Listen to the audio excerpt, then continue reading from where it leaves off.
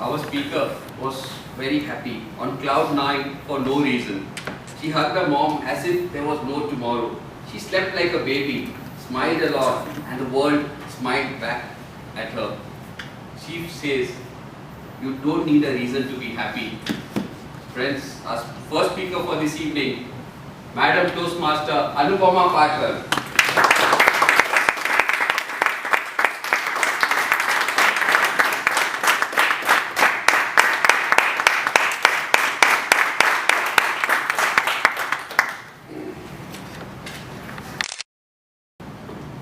Listening is learning. So listen carefully. For every 1 hour of a teacher's discourse, the student has to put in 3 hours of efforts and time to imbibe that concept and that material taught. My dear members of Star of Arabia, and all those who are passionate about improving and learning. Good evening. Good evening. The moment you saw this slide, I know what you all are thinking.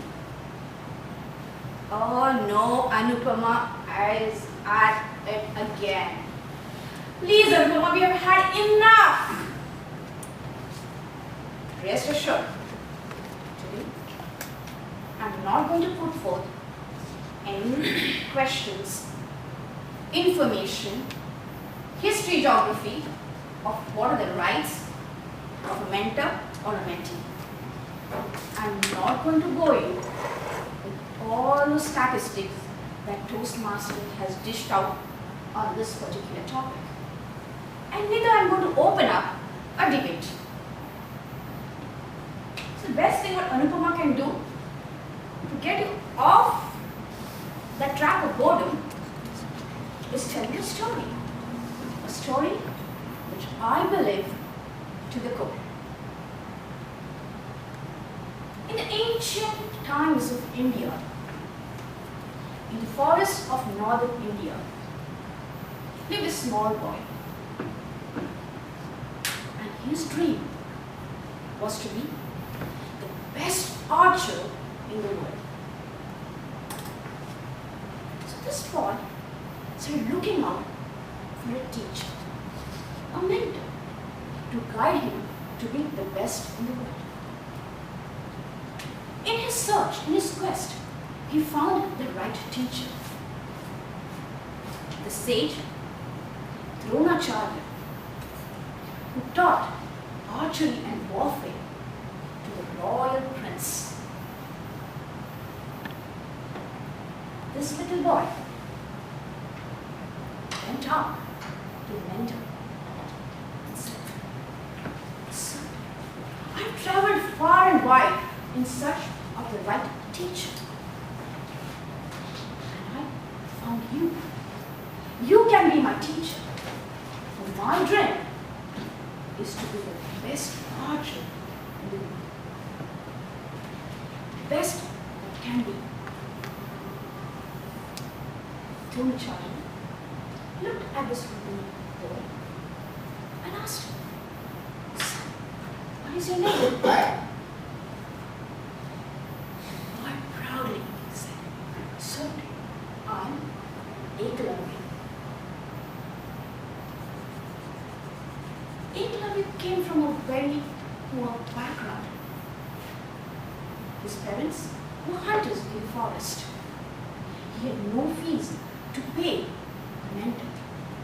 But yet, he came with a dream, with a passion to learn, and to learn from the right mentor. The right mentor that he thought was the right person to teach him a right skill.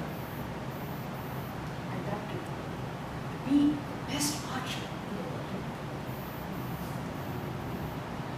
Dronacharya looked at Eklavya and said, "Son, I can't teach you because you cannot pay my fees. And by the way, I am committed to the royal family.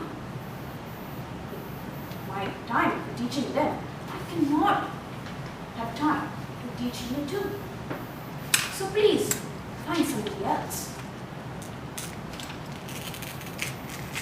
Eklavya was disheartened, disappointed. He went back home. He didn't know what to do. How could he cross that hurdle of finding the right teacher or the teacher that he thought right to convince him to teach him those skills? Eklavya gave it a good thought and came back to the school the next day and time and again camouflaged himself in the trees and watched the teacher teach the royal princess the art of archery. Over time, Eklavya became the best archer in the world. He taught himself the art that he wanted to. Nothing, not even the teacher's response, a negative response, deterred him from learning what he said to you. When the teacher came to know that he had learned the art by camouflaging himself into the forest trees and watching the teacher teach the other princes, he asked for the right thumb as a payment for his fees. Eklavya did give him that thumb. But mind you, even without that thumb, I can tell you that he still would have been the best archer in the world. Why?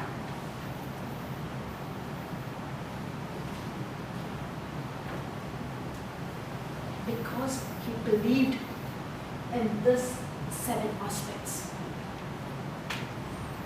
He initiated himself to get the right teacher.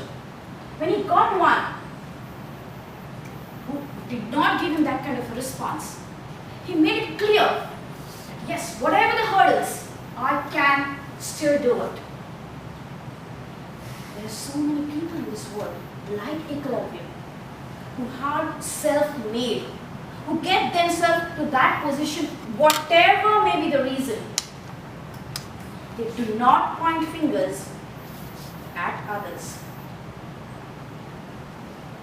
Then why can't we as a forum who have converged here to learn and to improve, cannot do it?